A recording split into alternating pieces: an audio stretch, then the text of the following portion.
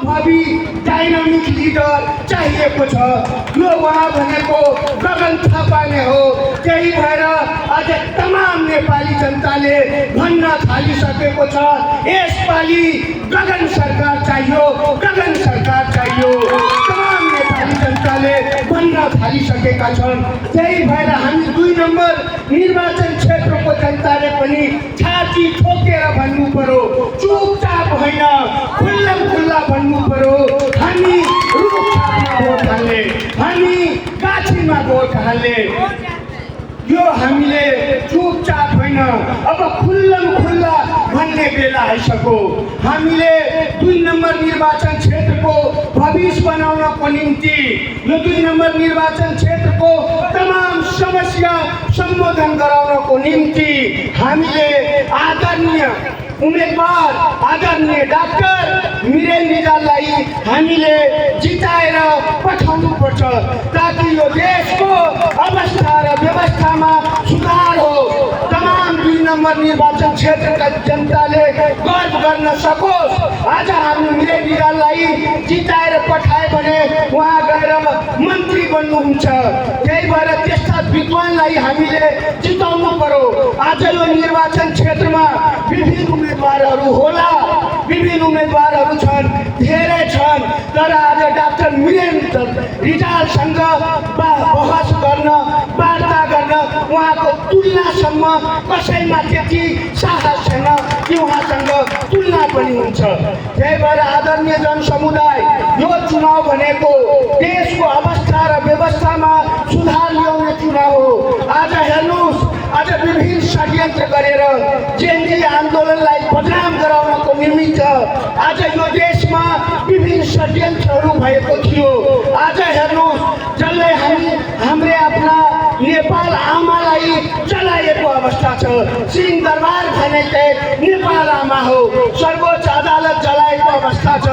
यस्तो चलाउने षड्यन्त्र गर्नेहरू, यो जेएनजीहरूमाथि जुन षड्यन्त्र भयो, त्यो षड्यन्त्रको छानबिन गराउन सक्ने यदि कसैमा क्षमता छ, त्यो नेपाली काङ्ग्रेसले हो। आदरणीय जनसमुदाय, त्यही भएर गगन थापाको नेतृत्वमा हामीले सरकार बनाउनु पर्यो, ताकि त्यस्तो घटनाहरूको छानबिन होस्। आज यो देशमा अनेकौं किसिमको षड्यन्त्रहरू हुँदैछ। त्यही भएर यो देशमा एउटा बलियो सरकार चाहिएको छ, स्थायी रूपले सरकार चाहिएको छ।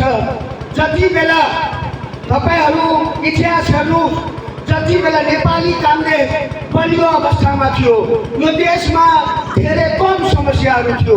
अहिले नेपाली काङ्ग्रेस कमजोर भएर आयो, आज यो देशमा अनेकौं समस्याहरू सिर्जना भएको अवस्था छ। त्यही भएर यो देशका तमाम समस्याहरूलाई सम्बोधन गराउनको निम्ति म सम्पूर्ण 2 नम्बर निर्वाचन क्षेत्रका जनतालाई म आग्रह गर्छु।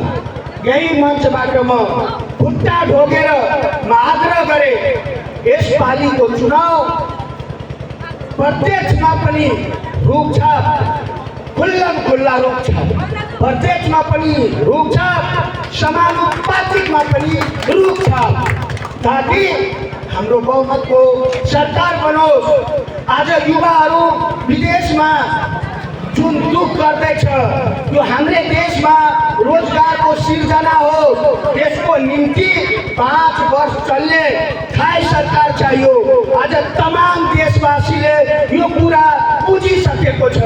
आज हरेक ठाउँमा मेचीदेखि महाकालीसम्म, हिमाल पहाड तराईमा एउटै लहर छ, नेपाली काङ्ग्रेसको लहर छ। हरेक ठाउँमा एउटै चर्चा छ, यसपालि काङ्ग्रेसकै सरकार बन्छ, अबकी बार गगन थापा भनेर चर्चा हुन थालेको छ। त्यही कुरालाई हामीले बुझेर हाम्रो पनि योगदान होस् यो देशमा।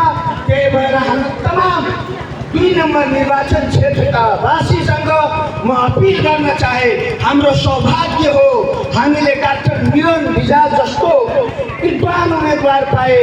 उहाँलाई हामीले यदि भारी मतले विजय गराउन सके भने हामी पुण्यको भागी हुनेछौँ। किनकि यो चुनाव भनेको देशको अवस्था र व्यवस्थामा सुधार ल्याउने चुनाव हो, जो कि नेपाली काङ्ग्रेस बाहेक कसैले सक्दैन आदरणीय जनसमुदाय। धेरै पार्टी आउँछ, नयाँ नयाँ भन्छ, नयाँ कुरा गर्न सक्ला, तर काम केही गर्दैन। आज एउटा गाडी चलाउनको लागि पनि हामीले अनुभवी ड्राइभर खोज्छौँ, हामीले एक्सपिरियन्सवाला ड्राइभर खोज्छौँ, हामीले त्यो नयाँ मान्छेलाई त्यसको जिम्मा कसरी दिने आदरणीय जनसमुदाय? यो कदापि हुन सक्दैन। हामीलाई अनुभवी नेता चाहिएको छ, हामीलाई एक्सपिरियन्सवाला नेता चाहिएको छ, हामीलाई डाइनामिक युवा नेता चाहिएको छ। यो हाम्रो आदरणीय सभापति गगन थापा नै हो, जो कि सर्लाहीबाट भारी मतले चुनाव जित्दै हुनुहुन्छ। म त्यो पनि अवगत गराउन चाहे। आज सर्लाहीबाट उहाँ भारी मतले चुनाव जित्दै हुनुहुन्छ। आज मोरङभरि नै लगायत तमाम देशभरि नै काङ्ग्रेसकै लहर भएको कारणले हामी पनि योगदान दिन अब तयार हुनु पर्यो। हामी 2 नम्बरवासीले पनि उद्घोष गर्नु पर्यो।